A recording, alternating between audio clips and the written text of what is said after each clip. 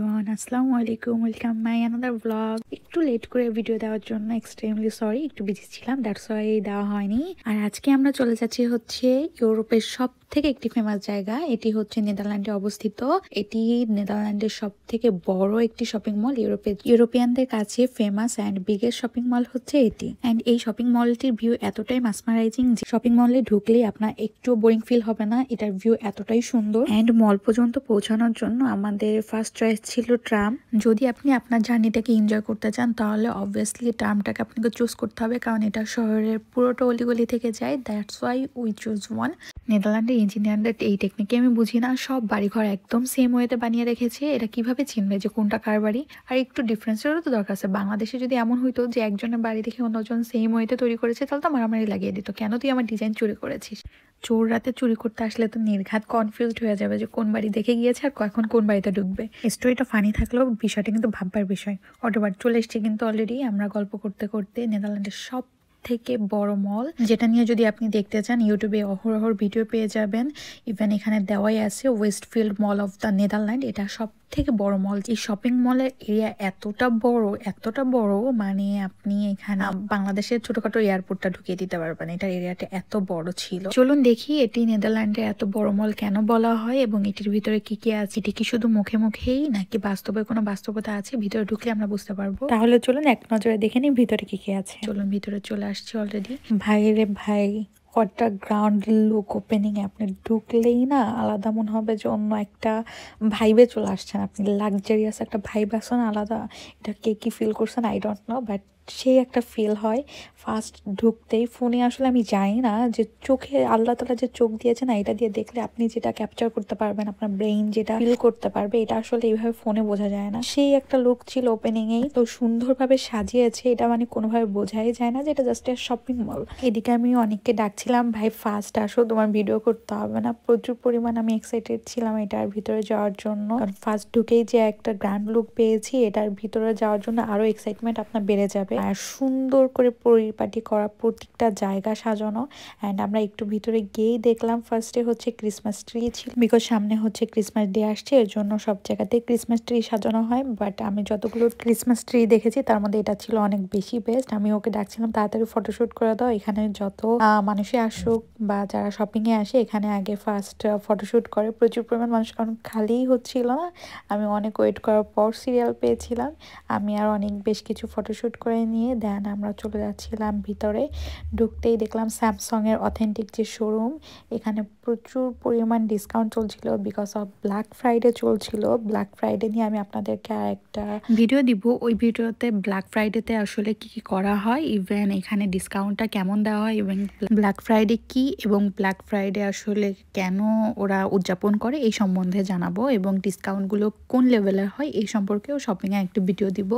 But এটা next day try করবো। আমি এখনো পর্যন্ত শ্যুট করে পাইনি। অলমোস্ট ব্ল্যাক ফ্রাইডে চলছে। ব্ল্যাক ফ্রাইডে নিয়ে আমরা নেক্সট ভিডিওতে কথা বলবো। আচ্ছা, এখন চলে আসি হচ্ছে আমরা এই ভিডিওতে। আমাদের নেক্সট ডেস্টিনেশন ছিল হচ্ছে পিক।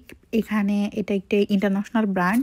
এটি হলো একটি ক্লদিং ব্র্যান্ড। এখানে সকল ধরনের বেবি থেকে আপনার বড় ছোট জেন্টস সব কিছু পাওয়া যায় এখানে। আপনি কিন্তু রেঞ্জটা এত বেশি হাই হলেও এদের আসলে প্রাইস অনুযায়ী ড্রেস বা ক্লদিংয়ের যে কালেকশন, এগুলোর কোয়ালিটি মাস্ট বেটার ছিল।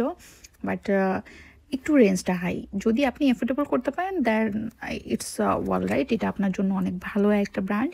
বাট যদি এফোর্ড না করতে পারেন তাহলে আপনার কাছে আসলে এটা একটু হাই রেঞ্জের হয়ে যায়। এটা এরিয়াটা এত বড় ছিল। আমরা ফার্স্টে হচ্ছে উপরে গিয়েছি। উপরে ছিল হচ্ছে ladies item and baby item, and নিচে হচ্ছে সম্পূর্ণটাই জেন্টস আইটেম। আপনি সকল ধরনের জেন্টসের যে ধরনের জিনিসই চান না কেন, আই মিন উইন্টার সামার সব ধরনের কালেকশন এখানে পেয়ে যাবেন। আমি আসলে ভিডিও নিতে পারিনি উপরে, কারণ ওরা রেস্ট্রিকশন করে রেখেছে, ভিডিও নিতে অ্যালাউ করে না। দ্যাটস ওয়াই উপরে আমি কোনো ভিডিও নিতে পারি নাই। নিচে আসলে এটা একটু যেহেতু জেন্টস কালেকশন ওরা মোটামুটি অ্যালাউ করেছে, বা আমি একটু চাপে করে নিয়েছি এক কথায়। তো এখানে যে কালেকশনগুলো ছিল এগুলো আমি একটু দেখিয়ে দিই। এটা হচ্ছে আপনার কোরিয়ান একটা জ্যাকেট ছিল। এটার প্রাইস ছিল হচ্ছে আমার এক্স্যাক্টলি মনে নাই। হ্যাঁ, এই যে এখানে দেওয়া আছে 80 ইউরো ছিল। দ্যাট মিনস বাংলাদেশি টাকার প্রায় আপনার 12 থেকে 13 হাজার টাকা শুধু এই কোটটার দাম। এবার আমার মনে হয় না যে আপনাদের আসলে এটা রেঞ্জটা বুঝতে আর কোনো সমস্যা হবে কিনা। আর এখানে কিছু ব্যাগের কালেকশনও ছিল, লেডিস যে ব্যাগ, ইভেন এখানে আপনি গুইসের কালেকশন পেয়ে যাবেন, ব্যানেট কালেকশন আছে, সব ধরনের কালেকশন এখানে পেয়ে যাবেন। আর ব্যাগের রেঞ্জের কথা যদি বলেন তো ব্যাগের প্রাইসগুলো ছিল হচ্ছে মোর দ্যান 50,000 থেকে 70-80 এমন আসবে যদি প্রাইজের কথা বা রেঞ্জের কথা বলেন। যেহেতু এগুলো ভালো ব্র্যান্ড, এগুলো ব্র্যান্ড অনুযায়ী এগুলোর প্রাইসটা একটু বেশি নিবে স্বাভাবিক। তো রেঞ্জে আসলে কোনো ম্যাটার করে না, আসলে এটা ব্র্যান্ডের নাম, আর এগুলো আসলে ব্র্যান্ডেই নামে বা ব্র্যান্ডের কাজেই চলে যায়। আপনি ব্র্যান্ড দেখে এদের জিনিস নিয়ে নেবেন। এদের ফার্স্ট প্রাইস রেঞ্জই ছিল এখান থেকে।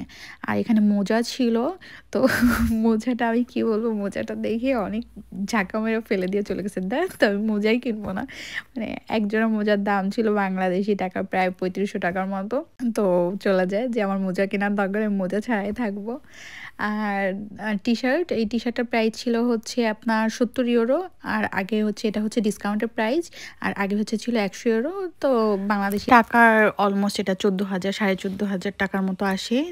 আর এখানে আমরা ছোটোখাটো একটা পিক নিয়ে নেই দুজনের, সেলফি নেওয়ার পর এখান থেকে আমরা বের হয়ে যাই, যেহেতু শপিং করতে আসি নাই। দেন আমরা চলে যাই ডিজিআর শোরুমে। এখানে আসার পর আসলে কিছু ড্রোন দেখছিলাম। ড্রোনগুলোর কোয়ালিটি এত বেশি ভালো ছিল, কিন্তু প্রাইসটাও ছিল অনেক হাই। ফার্স্টে যে ড্রোনটা দেখালাম এটা প্রাইস ছিল হচ্ছে আপনার বাংলাদেশি টাকা 4.5 লাখ টাকার মতো অ্যারাউন্ডলি। অ্যান্ড এটা হচ্ছে DJI Mavic 4 Pro, এটার প্রাইসও অ্যারাউন্ডলি এটার মতোই ছিল। কিন্তু ক্যামেরা ভাই, এটা ক্যামেরা এত জোস, মোট কথা হচ্ছে একদম ক্রিস্টাল গ্লাসের মতো আপনার ভিডিও হবে। আর এটা ছিল হচ্ছে Osmo Action 4, এটার প্রাইস ছিল হচ্ছে আপনার 70 থেকে 80,000 টাকা হয়তো অ্যারাউন্ডলি এরকম হবে। আর দেন আমরা এখান থেকে বের হয়ে যাই। আর এই যে ব্ল্যাক ফ্রাইডের কথা বলেছিলাম, ব্ল্যাক ফ্রাইডের অলমোস্ট অফার চলছে সব জায়গাতেই। এখানে ইটোস ছিল, হল্যান্ড ছিল, কিন্তু আমরা যেখানে থাকি ওইখানের থেকে এখানে শোরুমগুলো অনেক বেশি বেশি বড়, যে আর ইভেন জিনিসগুলোও অনেক বেশি, মানে সব কালেকশন আমাদের এখানে পাওয়া যায় না, এখানে সব ধরনের কালেকশন অ্যাভেলেবেল থাকে। দেন আমরা ট্রাভেলেটর ধরে উপরে চলে যাচ্ছিলাম। আসলে এগুলো শোরুমে নতুন করে দেখার কিছুই নাই। আমরা গিয়েছিলাম হচ্ছে মিডিয়া মার্ট, আর অপোজিটে ছিল হচ্ছে আপনার অ্যাকশনে একটু পরে যাব। আমি হচ্ছে মিডিয়া মার্টে যাচ্ছিলাম, কারণ আমি এর আগে একটা গ্লাস প্রোটেক্টর নিয়েছি আমার বাসার ওইখান থেকে। বাট ওইখানে থেকে যে গ্লাস প্রোটেক্টরটা নিয়েছি ওটাতে বাবল ছিল, তো ওরা বলেছে চেঞ্জ করে দিবে। বাট চেঞ্জ করার সময় যে দেখি ওদের কাছে আর আমার যে ফোনের মডেল, ওই মডেল অনুযায়ী ওদের কাছে আর গ্লাস প্রোটেক্টর ছিল না। ওরা বলেছে যে নেক্সট টাইম আমাকে চেঞ্জ করে দেবে। করতে করতে অলমোস্ট আমার 3 উইকস হয়ে গেছে, এখনও পর্যন্ত আমি চেঞ্জ করতে পারি নাই। দ্যাটস ওয়াই ভেবেছি যে এখান থেকে চেঞ্জ করে নিব। তাদের কাছে আসার পর তারা বলছে যে তাদের কাছে 2 উইক্সের মধ্যে যদি আমি আসতাম দেন তারা চেঞ্জ করে দিতে পারতো, এখন নাকি অ্যাভেলেবেল না। আর এখান থেকে আপনাদের একটু দেখিয়ে দিই স্যামসাংয়ের ফোন, যেহেতু ব্ল্যাক ফ্রাইডে চলছে। আগে প্রাইস ছিল 1500 ইউরো, আর এখন আসছে মাত্র 900 ইউরো, মানে ইউজ একটা ডিফারেন্স চলে আসছে। আগেরটা ছিল হচ্ছে S25 আলট্রা, আর এখন যেটা দেখাচ্ছি এটা হচ্ছে S20 5G, যেটা এটা প্রাইস ছিল 1200 টাকা, এখন আসছে হচ্ছে আপনার 750 টাকা। মানে বুঝতে পারছেন কত পরিমাণ ডিসকাউন্ট এসছে ফোনে। মানে একটা ছিল হচ্ছে আপনার লাইক 2 লক্ষ সামথিং এমন কিছু অ্যামাউন্টে আসবে, এবং এটা ডিসকাউন্ট দিয়ে আসছে এখন 1,26,000 টাকার মতো। দ্যাট মিনস হিউজ একটা অ্যামাউন্ট ডিসকাউন্ট পেয়েছে এখানে।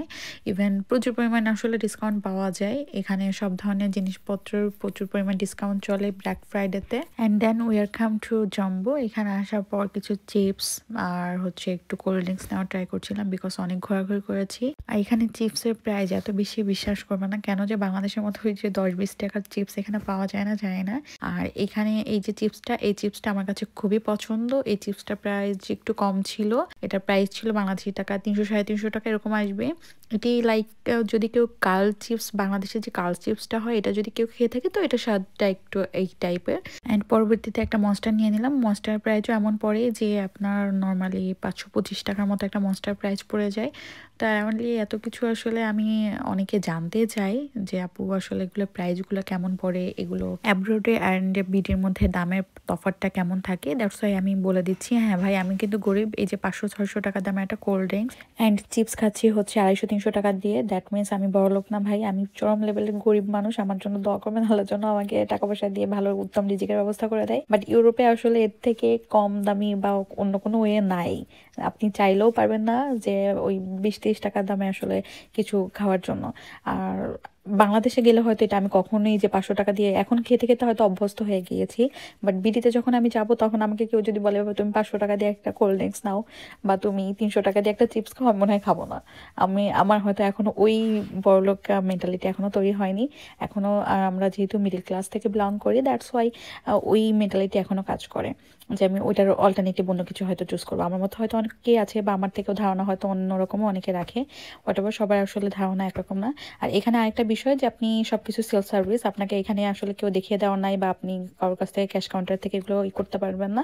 আমরা এখানে নিজেই সেলফ সার্ভিস করার পরে ওরা একটা রিসিট দেয়, রিসিট নেওয়ার পরে দেন আপনি এখান থেকে বের হয়ে যেতে পারবেন ওটা যখন স্ক্যান করবেন পরবর্তীতে, আদারওয়াইজ আপনি বের হতে পারবেন না। পরবর্তীতে চলে আসি আমরা একটু জুতা শপে। জুতা শপে আসার পর দেখছিলাম ব্ল্যাক ফ্রাইডের জন্য 50% ডিসকাউন্ট চলছে, বাট 50% ডিসকাউন্টের পরেও আমাদের কাছে মনে হয়েছে যে এটা আমাদের কাছে প্রাইজের বা রেঞ্জের অনেক বাইরে। এই জুতাটা আমি দেখছিলাম, এটার প্রাইস ছিল বাংলাদেশি টাকার মেবি 25 থেকে 26 হাজার টাকার মতো, দ্যাটস ওয়াই ওটা রেখে দেই। আর এটা ছিল অনেকের জন্য একটা জুতা, এটা চুজ করছিলাম। এটার প্রাইসও ছিল এরকম অ্যারাউন্ডলি 25 থেকে 30 হাজার টাকার মতো, বাট জুতাটা মাসাল্লাহ এত সুন্দর লাগছিল ওর পায়ে, দ্যাটস ওয়াই খুব কনফিউজ ছিলাম আমরা নিব কি নিব না। ওরও ভীষণ পছন্দ হয়েছে, ইভেন আমারও পছন্দ হয়েছে। সেম জুতাই আমরা দেখে আসছি, আমাদের ইচ্ছা আছে নেক্সট টাইম যাব, যেহেতু আমরা আপাতত শপিংয়ের উদ্দেশ্যে যাই নাই, ঘোরার উদ্দেশ্যে গিয়েছি, চুজ করে আসছি। নেক্সট টাইম গিয়ে ইনশাল্লাহ যদি পসিবল হয় নিয়ে নিব। অ্যান্ড পরবর্তীতে চলে আসি হচ্ছে বয়েজ একটি শোরুমে। এই শোরুমটি অন্য অন্য যতগুলো শোরুম আছে তার থেকে একদমই ডিফারেন্স, ইভেন এটার কোয়ালিটি অ্যান্ড এদের যে ডেকোরেশনটাও অনেক সুন্দর। আমি ভিতরে গিয়েছিলাম বাট এটার ছবি নেওয়া হয় নাই। দেন চলে যাই হচ্ছে ইট থিয়েটারে। সেকেন্ড ফ্লোর সম্পূর্ণটাই ছিল হচ্ছে ইট থিয়েটার। দেন আমরা উপরে চলে যাই, যাওয়ার পর উপরে যে লাক্সারিয়াস একটা ভাইব ছিল, এটাও অনেক সুন্দর ছিল মাসাল্লাহ। ডেকোরেশনও অনেক সুন্দর এবং ওদের ইন্টেরিয়র ডিজাইনটা মানে চোখে পড়ার মতো। এখানে মিনি মিনি আপনার শপ আছে, অ্যান্ড ওই যে দেখা যাচ্ছে হচ্ছে বাংলাদেশের ফুড পান্ডা, যদিও এখানে এটা হাউস বিজয়, এখান থেকে ওরা খাবার ডেলিভারি করতে পারে। সি ফুড থেকে শুরু করে জাপানিজ, কোরিয়ান, ইতালিয়ান সব ধরনের ফুড সার্ভিস এখানে আপনি পেয়ে যাবেন। যার যেটা চয়েস আছে আপনি ওই অনুযায়ী চুজ করে খেতে পারবেন। দেন পাশে একটা ছিল কিড জোন। এই বেবিটা মাসাল্লাহ এত সুন্দর ছিল।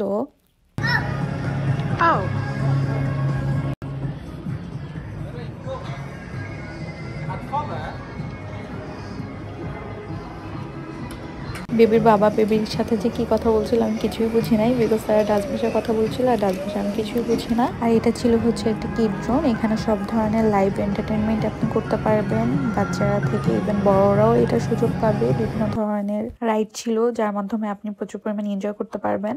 দেন আমরা পরবর্তীতে পাশে চলে যাই হচ্ছে একটা থিয়েটারে, এটা হচ্ছে বিগ একটা থিয়েটার, ওইখানে টিকিট কাউন্টার ছিল অ্যান্ড এটা হচ্ছে এন্ট্রেন্স। আর এই যে বিলবোর্ডগুলো দেখছেন, এখানে আপনি মুভি সিলেক্ট করে আপনার নিজের টিকিট আপনাকে কিন্তু নিজেই কাটতে হবে। আর টিকিট কাউন্টার যেটা দেখছেন এখানে জাস্ট হচ্ছে ওরা সার্ভিস দেয়।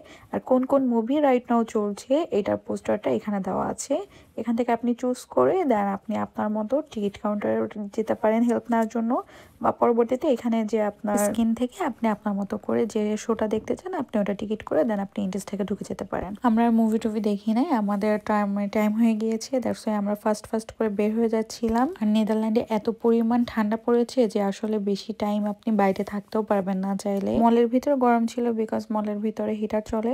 আর নেদারল্যান্ডের ওয়েদার এত ঠান্ডা, যারা নেদারল্যান্ডে আছে তারাই বলতে পারবে। একে তো -ডিগ্রি চলে, দেন সেকেন্ড হচ্ছে আপনার এখানে 24 আওয়ার্স আপনার বৃষ্টি হতে থাকে, এরপরে হচ্ছে শিল পড়তে থাকে, স্নোফল, বৃষ্টি, ঠান্ডা বাতাস, ঠান্ডা ওয়েদার, -ডিগ্রি ওয়েদার সব মিলে নেদারল্যান্ডের ওয়েদার খুবই বাজে। অন্যান্য কান্ট্রিতে আপনার -ডিগ্রি হলেও স্নোফল হয় না অনেক, আবার অনেক কান্ট্রিতে আছে যে আপনার অ্যাজ ইট নর্মাল ওয়েদার থাকে বাট স্নোফল হচ্ছে, কিন্তু এইখানে আপনার স্নোফল কম দেখা যায়, নেদারল্যান্ডে খুবই কম হয় কিন্তু স্নোফল অন্যান্য কান্ট্রি থেকে, কিন্তু এদের ওয়েদার খুবই বাজে। আর এখানে যারা মানুষ আছে এরা মোটামুটি এখানে থাকতে থাকতে আসলে অভ্যস্ত। অন্যান্য কান্ট্রি থেকে যখন এই দেশে মুভ করা হয় তাদের অ্যাবজর্ব হতে একটু টাইম লাগে। ডাচরা তো মাঝে মধ্যে আমি দেখি এত ঠান্ডা যে আমি ফেসটাও বের করে হয়তো হাঁটতে পারবো না, এর মধ্যে এরা মিনি স্কার্ট পরে চলাফেরা করে। সো উইয়ার্ড একটা ভাব, আমার মাঝে মাঝে ভীষণ হাসি পায় যে ওরা আসলে কীভাবে মেনটেন করে। যাই হোক, আর এখানে এটা ছিল হচ্ছে ওয়েস্টফিল্ডের বাইরের লুকটা, অনেক বড় এরিয়া নিয়ে কিন্তু এটা। ওই সাইডে আরও আছে, আমি অত দূর আর ব্যাকে দেখাতে যাচ্ছি না কারণ অনেক ঠান্ডা লাগছিল। আর পাশাপাশি এখানে একটা আইস স্কেট প্রোগ্রাম হচ্ছে, আমি ওইখানে যাব, ইভেন আপনাদেরকেও সাথে নিয়ে যাব। আমার ভীষণই ভালো লাগে আইস স্কেট। এখানে মোটামুটি অন্যান্য কান্ট্রিতে বড়দের দেখা যায়, এখানে মিনি মিনি বাচ্চারাও করে, ওরা ছোট থেকে এখানে অভ্যস্ত।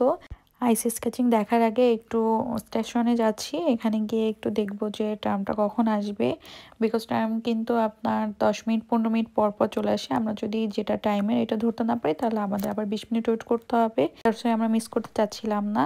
আর নেদারল্যান্ডের মজা হচ্ছে ট্রান্সপোর্টগুলো এত ইজি ওয়েতে পাওয়া যায়। এই যে আমাদের ফার্স্ট ফেজ ছিল কিন্তু ওয়েস্টফিল্ড মলের একদম তার অপোজিটেই কিন্তু স্টেশন আছে, অনেকে অলরেডি ওয়েটও করছিল।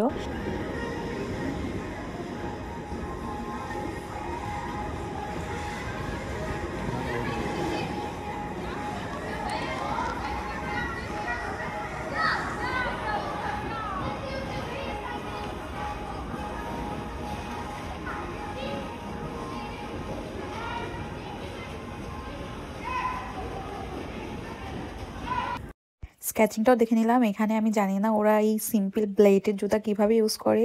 যাই হোক, গল্প করতে করতে আমাদের ট্রামও চলে আসছে। নেক্সট ভিডিওতে আবার দেখা হবে সবার সাথে, ইনশাল্লাহ দোয়া করবেন আমাদের জন্য। আল্লাহ হাফেজ।